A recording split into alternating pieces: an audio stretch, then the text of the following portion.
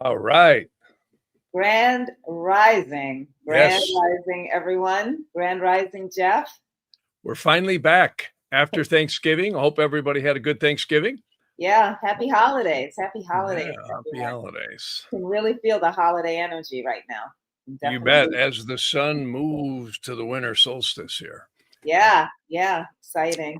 Exciting. Well, I know you've got a lot to go into, Jeff.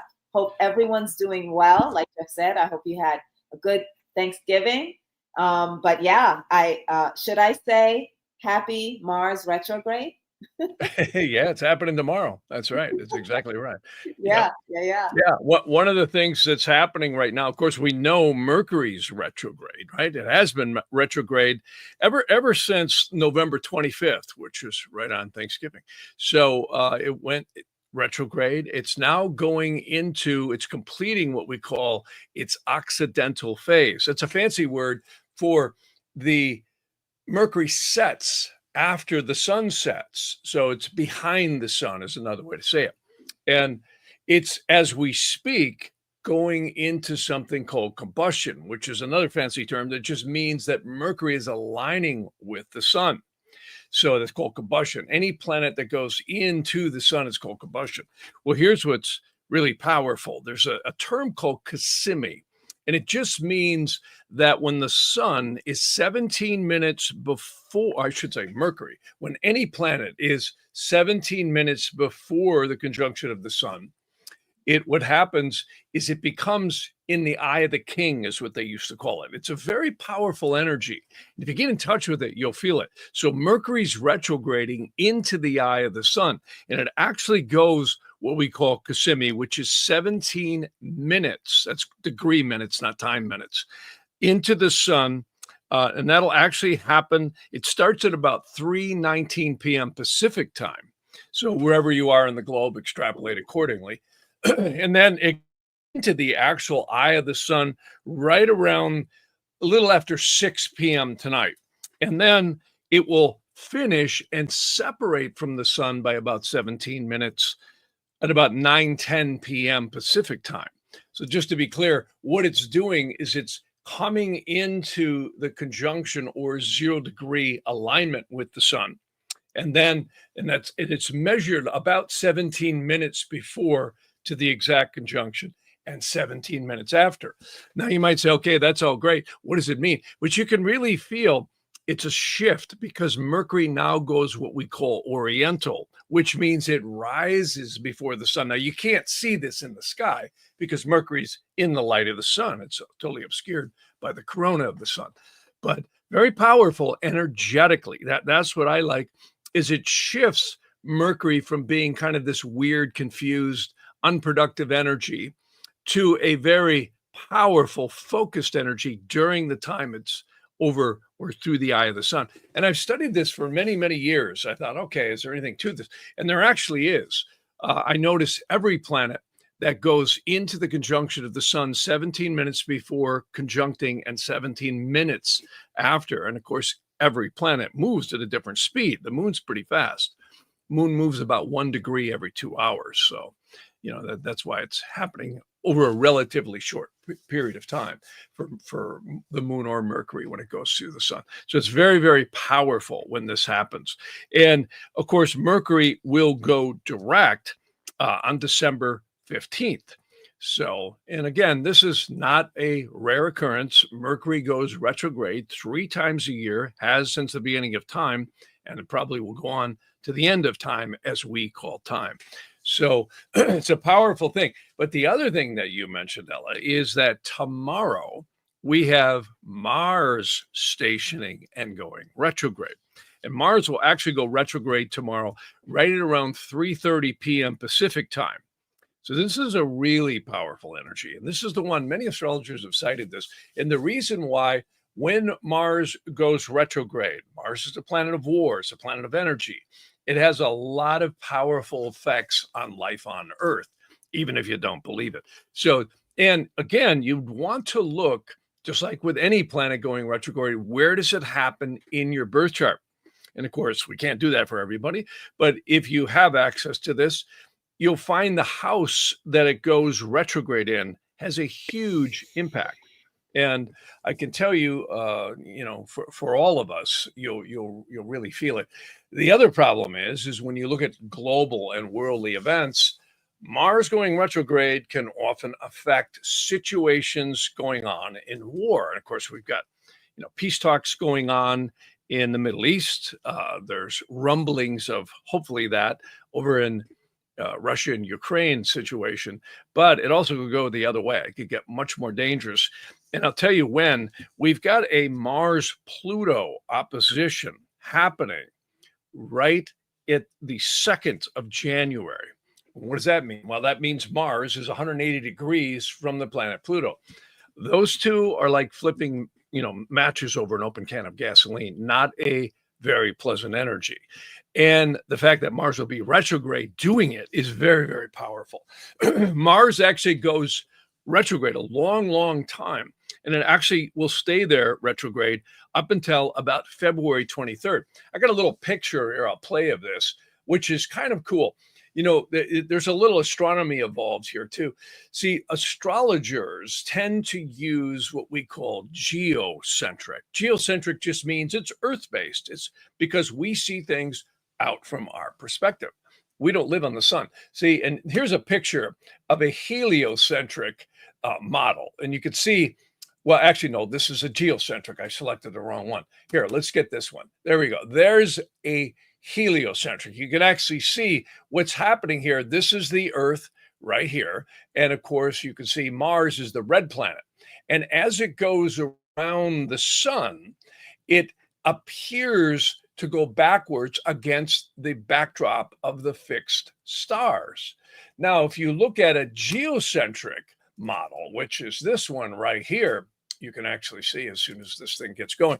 Yeah, this is a here, hang on, let me get the right one. Here we go. This is the geocentric model here, which is this one. Okay, now you can see the Earth is in the center.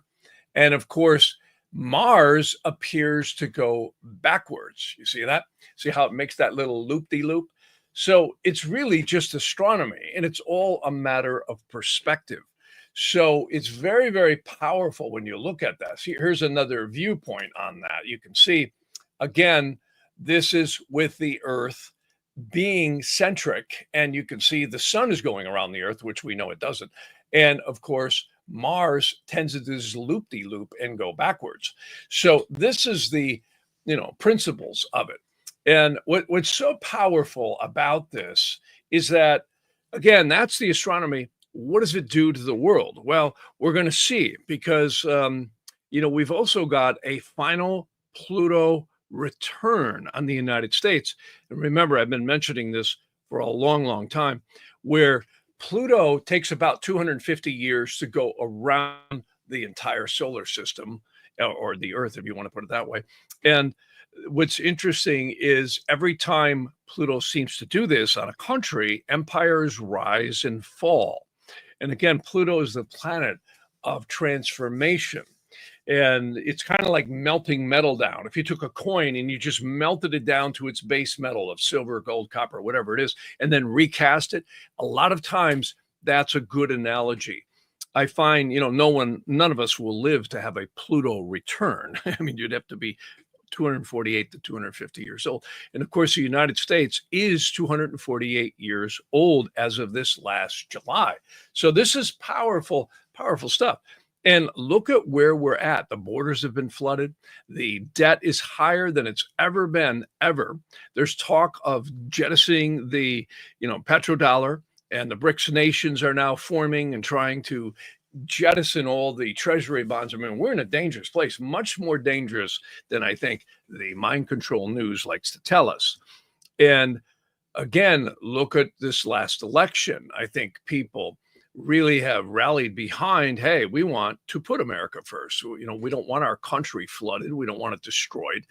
And we're lucky that this country was built on freedom, and it was built on entrepreneurialism and people being able to pursue their own goals instead of the government handing them money every month, telling them what they can and cannot be. So, again, the Elon Musk is right. The Constitution is sacred. And I got to tell you, this country was on the brink and still is of destruction.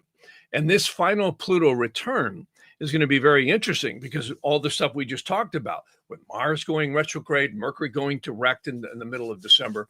And another thing I haven't mentioned too much, but I've kept my eye on this. We had a solar arc Saturn conjuncting the United States Mars. I've mentioned that briefly. But the biggest thing we've had going on the last 3 or 4 years was the influence of Neptune squaring Mars. And I have to tell you, that is the twilight zone. Clearly, there's no question about it. And it has been the twilight zone.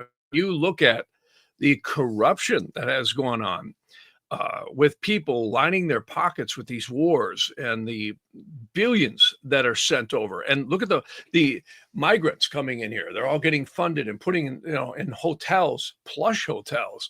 And yet, the streets have potholes in them enough to where you got to get your front end realigned if you're not a good driver and see them, right? And it's been a real decay on this country.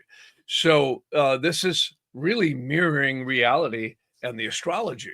So even though we've got Trump coming in, and we have a lot of, I think, powerful things with Kennedy and Elon Musk and Vivek and all that coming in, and so many of these other people, we have a really tough road to hoe.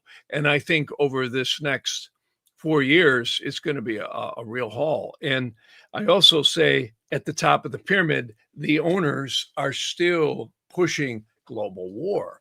And what we also have looming is Uranus in the sky is retrograde right now. Now, Uranus, interestingly enough, will station within 3 degrees in about 18 minutes. It's not exact, but pretty close, of that fixed star Kappa Algo. Now, many of the ancient astrologers would use a 5-degree orb with these fixed stars. Remember, Kappa Algo is one of the most evil stars in the sky. It's really dangerous. It's in the Pleiades, the Seven Sisters. And what's powerful about this is it's going to station and then come back and go over it between now and this May. So we've got some very, very powerful things going on. I kind of want to stay more focused on just the immediate stuff, the December, but the big picture, backing this all out, the world's in a dangerous place. And remember, I've always said that Uranus, every time it traverses the sidereal sign of Taurus, which is also known as the Pleiades, we get war, we get trouble. Again, going back, about 84 to 87 years, what do we have? World War II. Before that, we had the Civil War. Before that, we had the Revolutionary War. And if you keep leapfrogging back, like I've said many times, through the Middle Ages and farther, you will find whether Uranus was discovered or not, these energies were happening. It's interesting now that we have the timing in modern astronomy and also astrology to look at that.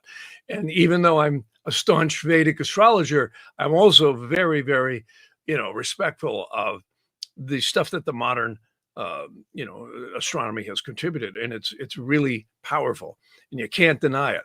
So we've got a lot of powerful things going up. And I have to tell you, when you look at what's been going on in Ukraine, it is amazing. I mean, when you look at some of the stuff that's been happening here, it's exceedingly powerful. I mean, this is, nonstop. And I can tell you, it's going to continue to be nonstop. And we're going to see this all play out this spring. So again, you follow the money and you see where this stuff is going. And clearly we've seen a lot of pressures being put on, the whole world right now in terms of where the money's been going to. So that's kind of an update of where I'm at right now. And I will tell you that another guy I want to talk about a little bit here, even though some folks still hate him, and probably always will, is Trump. This Uranus that I just mentioned that is stationing is also stationing right over Donald Trump's midheaven. And we had done the live. Remember, that's right when we started doing lives, was back when we had the assassination attempt. Remember, that was our first live. That's right. And on air, we actually had done an interrogation, and I had said, listen, anybody who, I don't care what they tell us in front of some high def camera, that was an inside job. There's no question about it. Yeah, It's an that's the inside first job. thing you looked at. That was the first thing you looked at. Yeah, and the chart was very, very clear about that. Very clear. I don't care, what lies they tell us, because when the new lies aren't the same as the last lies, that we've clearly got more lies coming. So, but right now there's some investigations going on that are very interesting, and they're never going to get to the full bottom of it, because, and this is, again, you're going to see such a backlash against everybody. RFK, Hegseth, all these people, they're going to come after this so strongly. And again, I always said, as long as you're in the physical worlds, you're always going to have the elements of good and evil. And the evil spirits always are at work. And I can tell you, we're clearly going to see a lot of pressure put on.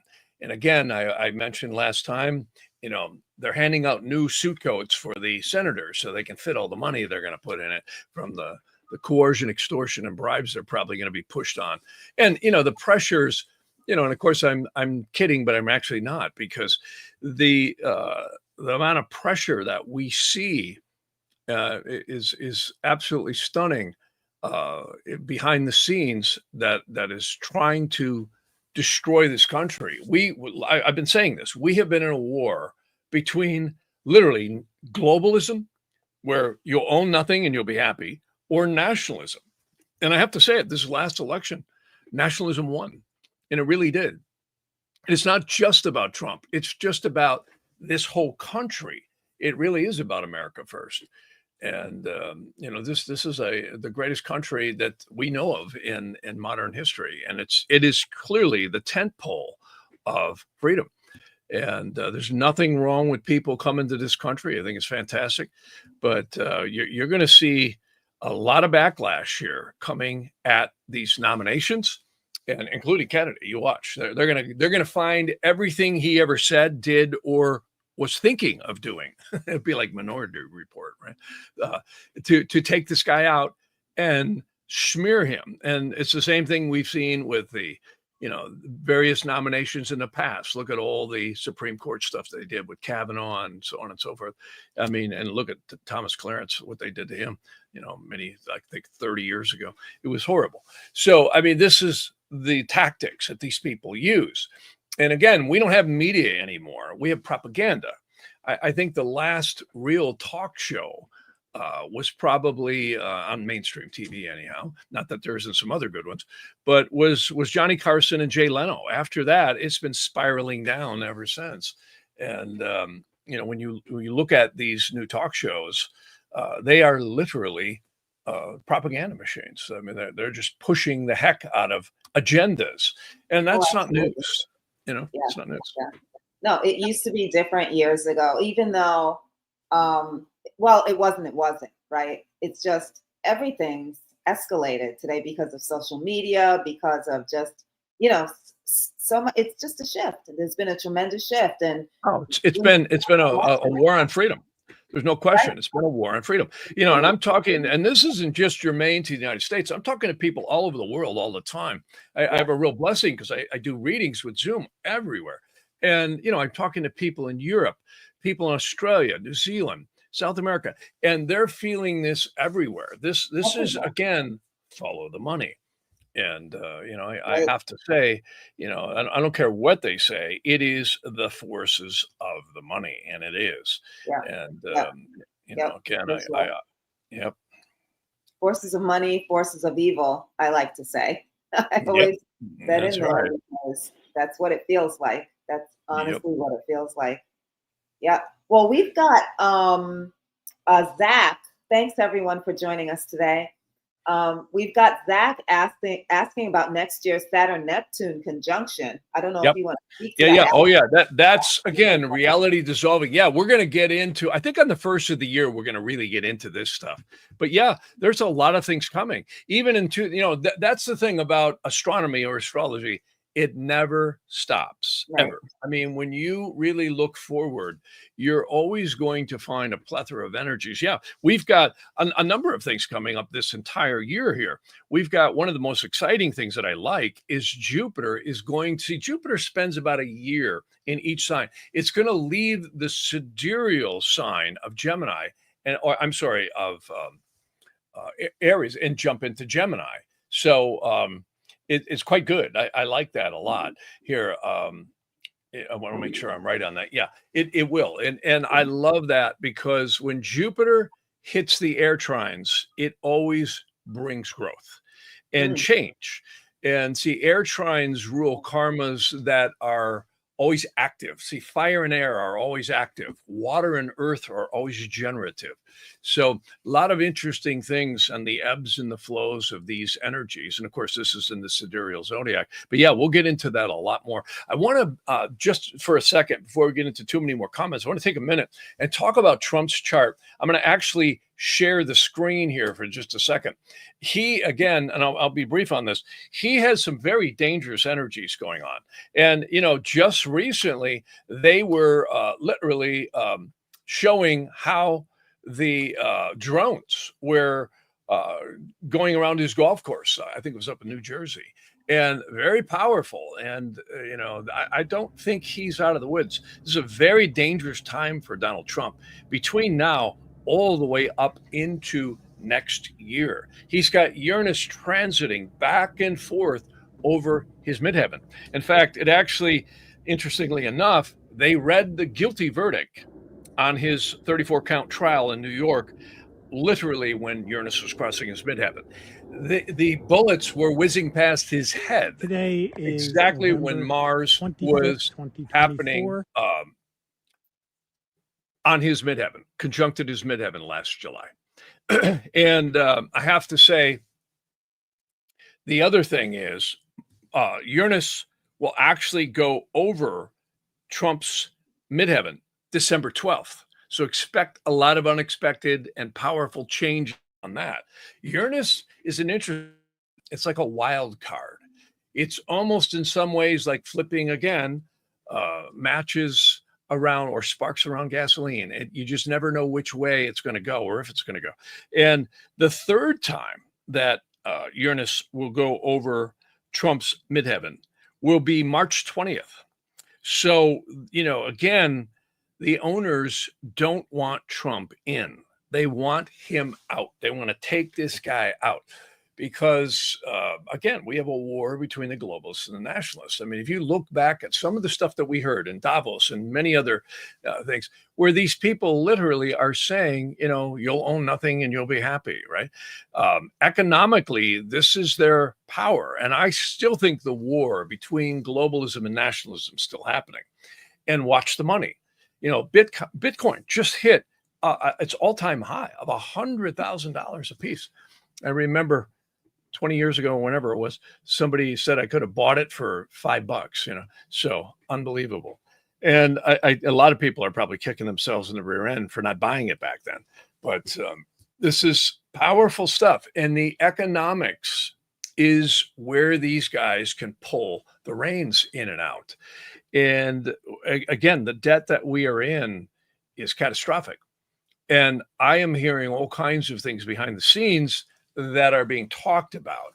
And, you know, Trump let a little bit of that out on his campaign where he was saying, well, we could even eliminate the IRS, et cetera, et cetera. So I think we're going to see colossal changes. The positive thing is the United States has some really good, what we call primary directions. Primary directions, for anyone who's not familiar, is a fancy term that astrologers use for the rotation of the Earth. And even if you're a flat earther, it's still the same cycles of the daily rotations or cycles of the sun. And each one of those equals a year in progressions. And they're divided up in many different ways. But primary directions are, you just literally advance each planet 1 degree per year. Well, the United States, and I've been mentioning this, has some very positive things starting to come in this next year. Why? Because we're going to have Jupiter trining the sun. That, plain English, excellent. And I think we're going to see a resurgence back to patriotism and upholding the laws of this country. And again, Tom Homan is just one example, and I think cutting and slashing government is going to be another one. And to the people that hate it, I got to say, I don't think we know how close we are, teetering on the brink of disaster in this country. Pluto return. Say Pluto returns will either destroy or melt it down and rebirth. It's the phoenix rising out of the ashes. Again, the Roman Empire divided in the first Pluto return, it got destroyed on the second. So very, very powerful stuff. So I just wanted to mention that. That's, it's very, very powerful things that are going on. And we're right at the ending phases. And this transition, don't think for a minute these guys are not going to try and do whatever they can do as the new year comes in.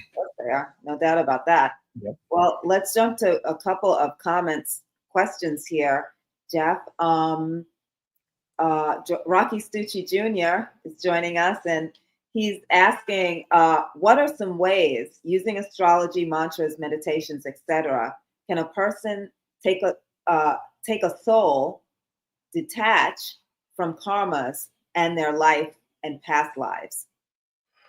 Well, that's a great topic. AKA a soul, he's referring to. Yeah. Well, that gets into remedial measures, and this has been common throughout history in different religions. And in Vedic astrology, particularly, there are certain mantras and yantras that people can do. There is also some really cool stuff that you can do in the Aramaic and Hebrew that actually are certain permutations of mantras that you can do. There's fasting techniques you can do. I mean, this is a subject that's vast. And again, gemstones are very, very powerful to help curb energies and redirect them, which I do a lot of those for people. And I always like to get the reports back on that. But I have to tell you, yeah, there is so many methods. One of the things I liked about Vedic and Nadi astrology is there are certain mantras that you do for the dosha that you're in. Like if you're in a Saturn period, you're in a moon period, remember I gave you a moon dosha, remember that? Or moon mantra. Yep. And, what it is, a lot of people have criticized that who hear about these mantras. They say, well, it's idolatry to planets. Well, no, it's not. It's actually, Om is one of the oldest, you could say, representations of God you can get. So you're basically saying, God, please, through the karmic energies that are grasping my aura, I honor you to bring me more conscious awareness, more, direction, et cetera, et cetera. Then again, many Westerners will know this as prayer, which is very, very powerful. We are believed to emit elementals out of the third eye chakra. And the spirits do everything they can to throw us off from that, to keep us suppressed, to keep us reincarnating, to keep us in this karmic spin cycle that we're all in. Not that the earth is evil, but it's interesting how spirit in matter is always an element of good and evil combined. If you look at an atom, I always say the evil spirits, I believe, are forced to be a part of creation. This is why everything is born, it grows, it matures, it experiences and atrophies, and it dies. Even the earth itself goes through transformational rebirths and destruction. So, and that I always find that very interesting how the ancient Vedic astrologer said all the planets can act in creation, sustainment, or nurturing of creation, and giving life to it, and destruction. They all can act that way, and they all do act that way through the various progressions and cycles in our birth chart. And it's quite fascinating to look at it. I mean, all of us will exit the body known as death. So mantras and remedial measures are an attempt to remove the karmas that are coming at us, and then also expand consciousness.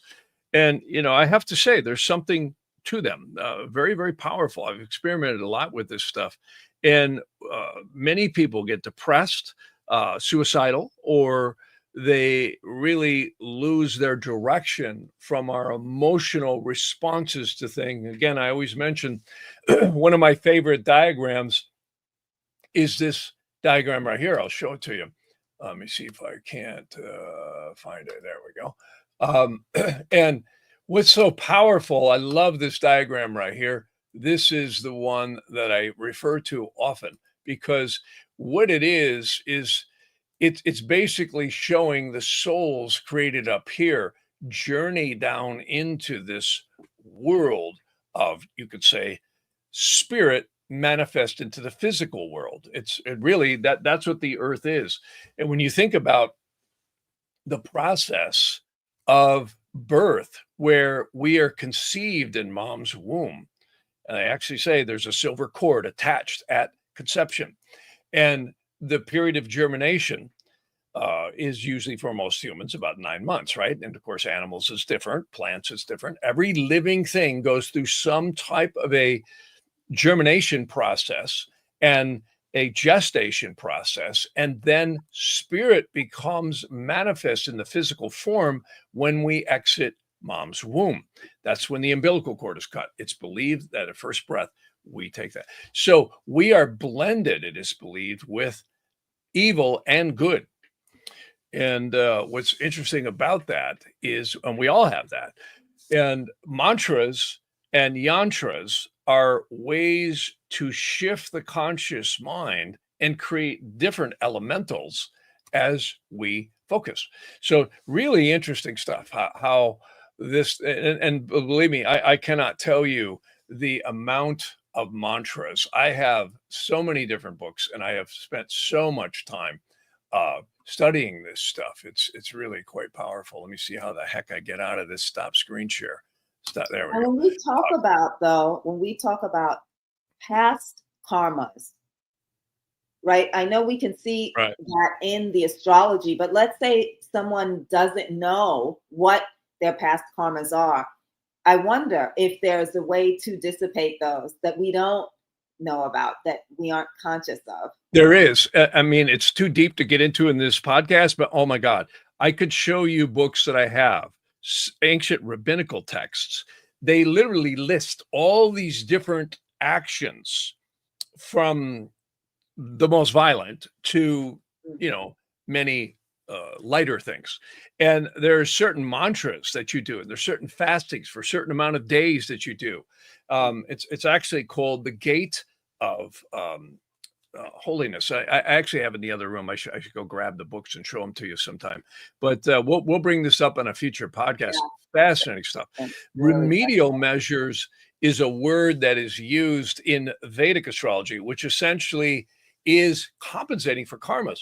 Now, here's what's interesting about Vedic astrology.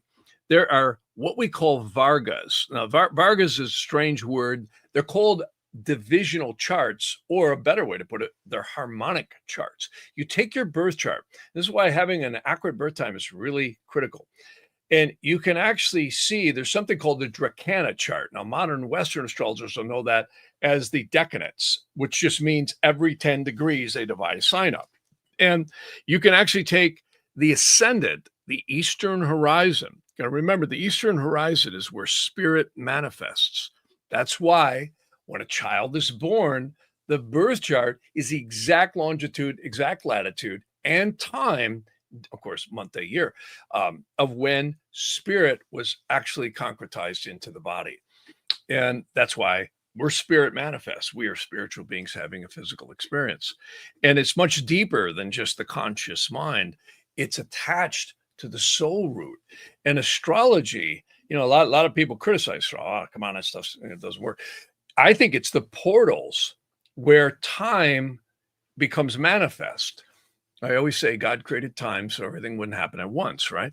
And this actually may really be accurate because you see how accurate these transits and progressions and time is. I mean, look at the United States. Just take a country alone. Look at what's happened to this place the last 4 or 5 years. It's been a lot longer than that, but it's been a real cycle here.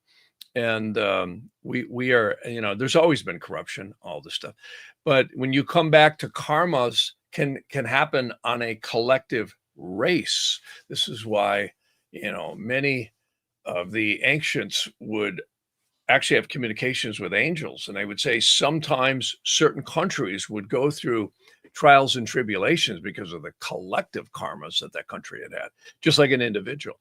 So you can look at Vedic astrology and actually see the past life, a lot of indications of what you did.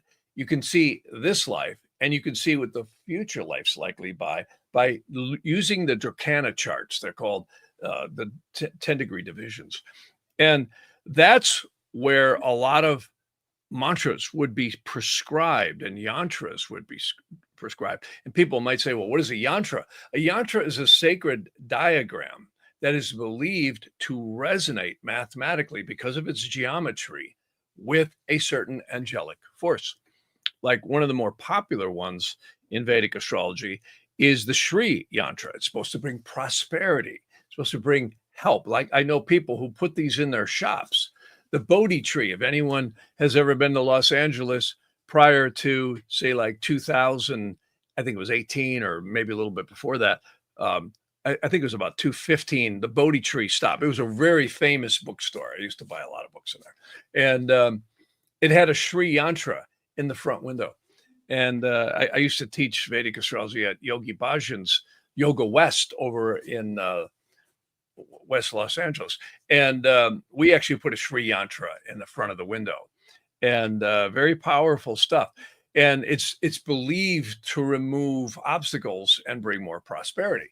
And there's the Ganesh yantra, which is to remove obstacles and bring, open to karma. There's the Mahamrityunjaya. I mean, I could literally sit here for an hour and talk about, and not even scratch the surface, of all the different modalities that are available in mantras and yantras in Vedic astrology. And you also are supposed to apply wearing gemstones with them. Whenever I set a gemstone, I always give people the angelic square, also known as the yantra, for that particular gem. And you place the gem on it, and there's a prayer that you do called a mantra to charge it. So very, very powerful stuff. And, we could go on and on and on that. That is absolutely amazing. What's all going on there. Well, Kelly's asking something interesting. Is Sati Sate a release of karma?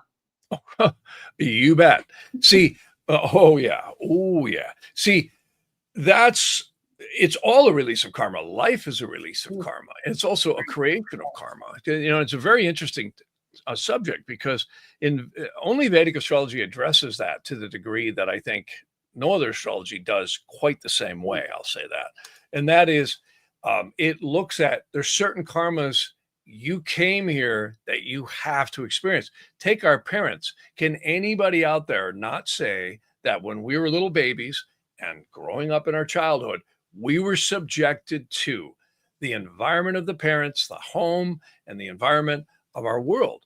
I mean, let's face it, until you're, at least a teenager, you're completely dependent for food, shelter, and, the whole direction of your life is influenced by the parents. And you look at what some people go through. It's really tough. You take some of these kids who are shoved into adoption agencies. I just had a very dear client of mine.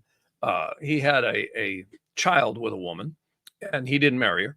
And she was a really, let's just say, wild woman. And she was involved with drugs and alcohol. And he would call me up all the time and say, my God, I got to get this kid from her. Something's going to happen. Well, something did. She actually died of fentanyl in the bathroom. And this poor little 3-year-old is out there crying and with his little sister. And the father ended up getting full custody. And the state took the child away briefly, but he got the child back later that night. And you look at what some of these people go through. We look at what we all go through.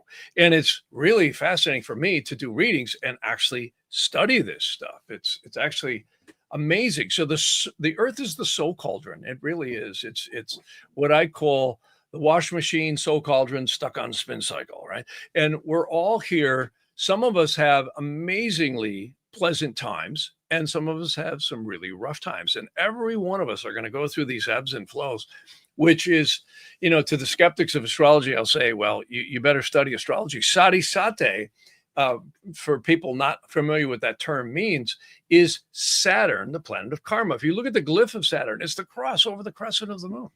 And when it crosses the sign before the moon for 2.5 years, the sign over the moon for 2.5 years, and the sign after the moon, which is a 7.5 year period, you will have major karmic transformations.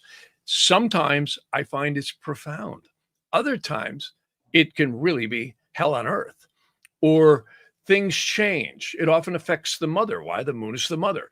But it's not that only. You also have Saturn's 7th house transit from the moon and 8th house transit from the moon, plus its 4th and 10th. So when you really add it all up, karma is constantly releasing through a person's life, let alone all the other progressions and transits.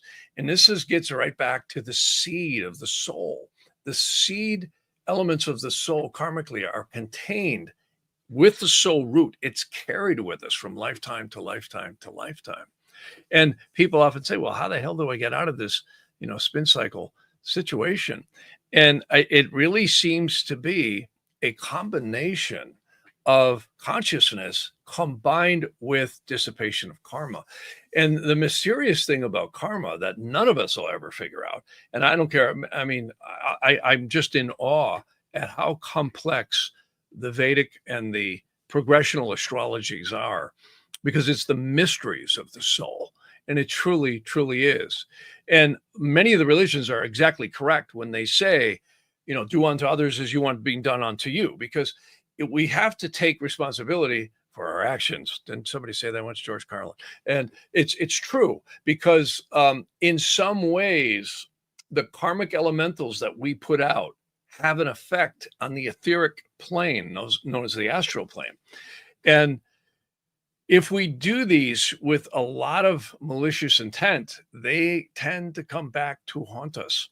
And I'm amazed. This is a book I love to study. It's called the Uttara Kalamatra, and it's absolutely amazing. It has a lot of secrets to Vedic and Nadi astrology in it. And I see the same thing in the West too, where you just go, wow. How did humans understand all these celestial movements to human life? And clearly you find it is angelic communications. They called them rishis, which is seers in the ancient worlds of the Vedantic and the Tibetan lamas. They literally would be seers. They would see and talk to these angelic forces. We hear the same thing in the rabbinical texts. Again, one of my favorite guys is Rabbi Maharil, who still has his gravestone in the city of Worms in Germany. And talk about karma there, huh? Germany. And what's interesting is he said angels would bring him books on astrology. This is back in the 13th, 14th century. I think it was the 14th century. And he said he would read it. And as fast as he'd read it, the ink on the page would disappear. And he goes, well, why is that happening? And the angel said, because we don't want humans to know this, because they have to experience their karma, going forward. Now, that gets into, will we ever find these ages of enlightenment, like, the Aquarian age and all the things talk about? I believe yes. I do believe there's expanded consciousness coming to us. I think, again, I could be wrong, but I think it's somewhere in a couple hundred years from now, it really starts opening up. And there are many people alive today who are very aware and conscious. And that is key. And that I think is directly coupled with escaping from Alcatraz and getting out of the reincarnational cycles. The evil spirits, I'll put this back up real quick. The evil spirits love to keep us in spin cycle. They actually say there's something known, many people have heard this, the 7 holes of heaven and the 7 holes of hell. And we appear to keep recycling in these various places. And I don't think it's any simple rule. I don't think any astrologer, any psychic, any intuitive is going to fully understand the mysteries of the journey of the soul. I was just listening to a physicist this morning. He said, time is an illusion. He's actually mathematically proving it. Well, of course, if you think about it, the rotation of the earth, the cycle around the sun, and the lunations are our references to time. Not that time isn't very real, because it certainly is. And it certainly a reality structure for us. But when we think about it, these reincarnational processes, I believe, are an attempt to make us grow and become more conscious and aware. And again, one of the diagrams that I love to show, when you really think about the entrapment of the soul, of where it is, and again, astrology is the science of time. It really is. It's the time happening on the soul. This diagram right here really is a good diagram, because when you look at it, it's basically showing us that the conscious mind below this big thick dashed line is really what we would call our present personality. And psychology likes to mention we have a conscious subconscious mind, but a much better metaphor to me is it is the present personality. And this diagram, in fact, again, I mention a text often. It's called the Share Hagilgum or Sharar Hagilgum. The lower conscious mind is our emotional perception of reality. And it's interesting, in the Nadi astrology, they call the moon the manas of the mind. Well, the manas simply means the traits of the mind, or you could say the way the mind operates. And when you look at our lower conscious mind, it's really myopic. We take logic and intellect and we emotionalize it. This is why psychiatrists, psychologists, astrologers, psychics, and intuitives, they'll never be out of business, because we're always having to emotionalize and react to what's happening to us, because we're spiritual beings having a physical experience. We're not machines. And, when you look at the pain and the drama that we all go through, and there's a lot of it on this planet, and there's also a lot of joy. It's magical. I mean, the earth is where spirit manifests in all forms, in the human, the plant, the animal, and the mineral kingdoms, and yeah, it's overwhelming actually when you stop. It's overwhelming, when you think about it. It really, really is. So let's close. It's so painful when someone passes away. We lose a pet, we lose a friend. I just talked to somebody yesterday who lost her husband, and she was okay with it because the poor guy went through a lot of cancer. But that's very painful.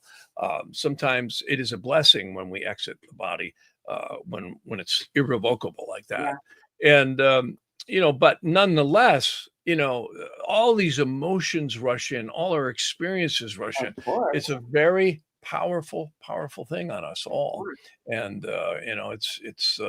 it's really magical life when you think about it. And astrology is the study of time.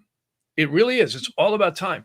And I always in readings am focused on, the cycles that I see. When we are born, it's magical. The next 100 days equals the next 100 years if we live that long. And not just simply, it's every celestial influence that happened over the next 100 days will equal the next 100 years if you live that long. And it's profound. It's profound. It's so accurate. It's creepy. It's absolutely amazing. Yeah. Well, let's close with this one, Jeff. I think this might be an interrogation. I'm not sure if you've looked at it, but Seeking Truth is comment is, everyone is saying that another health scam is coming. Can you speak to this? Have you looked into this? I have not, but I'll tell you, this final Pluto return on the United States is one indicator. And again, the Neptune, it's good that person brought up the Neptune Saturn. We'll be talking a lot more about this. And I'm kind of withholding the whole 25 until closer to the first of the year. I'm going to be on Jimmy Church, Fade to Black, and I'm going to be on Veritas. So I'll be talking about this stuff too. But in our podcast, I'm going to really go into something quite good at the end of the year, where I do my best to identify some of these very powerful things. Yeah, between now and 2028, we have the Saturn Pluto square, which will come up. And to give you an idea what that one is about, the banks crashed in 2008 on that.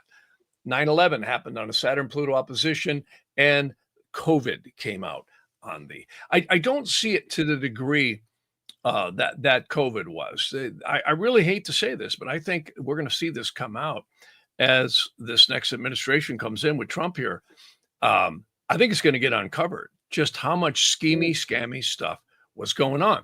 And don't be surprised if you see Sliden Biden, getting his pen out, pardoning a lot more people. And this is a very interesting situation here. And we clearly still have a war going here between the globalists who want you to own nothing and be happy about it, and the nationalists who, what our founding fathers really rightly established, and that is the right to freedom of speech and all the freedoms given in the Constitution and Bill of Rights. Elon Musk, hats off to him. I have to say, he was so right on when he simply said, the Constitution is sacred, and it really is. I mean, when you look at it in terms of what it represents, it gives basic human freedoms that you just can't replace. It's absolutely amazing. Yeah, yeah. Well, thank you, Jeff. Thanks so much for this. Yeah, I know you gotta go. So, yeah.